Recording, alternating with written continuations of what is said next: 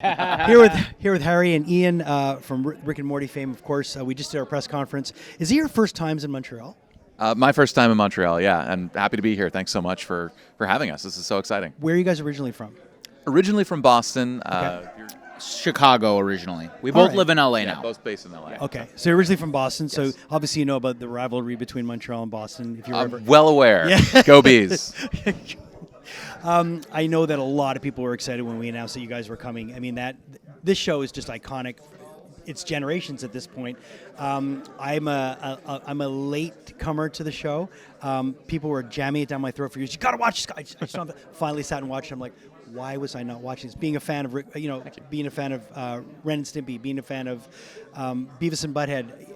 Sure. But then entering into the Rick and Morty world, it's bananas. Yeah. But it's Totally. But it's crazy how big this show is. I don't think people understand how big. Yeah. This show Well, is. and it's an honor just to be considered among titles that you just mentioned as well. You know, these legendary cartoons and adult animated series that have just become integral to our culture and worldwide as well. And you had mentioned earlier just sort of the path of being a fan first and then coming to this convention, coming as a are fan. fans. We started as fans of Yeah. our show and then are now fortunate enough to be stepping into the roles of characters that we've loved for many years. So it's kind of a similar path. I think there's something special to be said, transitioning from just fan to being a part of something like this, whether it's the convention here or a show like ours.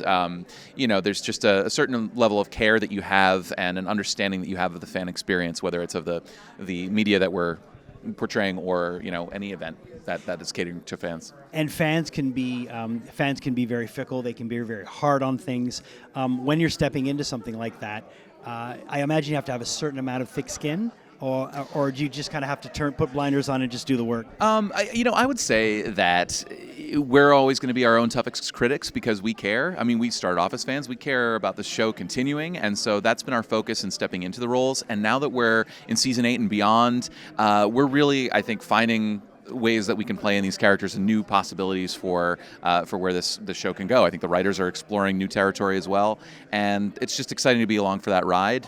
And we just care about the show. Yeah, as fans of the show originally, we are holding ourselves to just like the highest standard possible.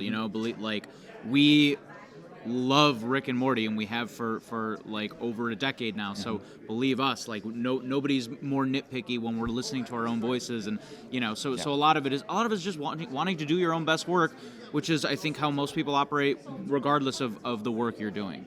When you talk to a guy like Eric Bazilla, I'm sure you guys know him. Sure. Great voice guy, but he's had to step into the roles of iconic characters, and he just goes in and he's like, I'm just going to go in there and I'm going to do Bugs Bunny. I'm like, I'm not going to think about it. I'm just going to do it. So I think that's what it comes down to, is you just got to do the work. Yeah, at the end of the day, your job is just to serve the writing, serve the character as best you can, bring what you can individually to any role, and different sounds and different mechanical things might be different throughout the long life of any show that's fortunate enough to go on as long as ours has.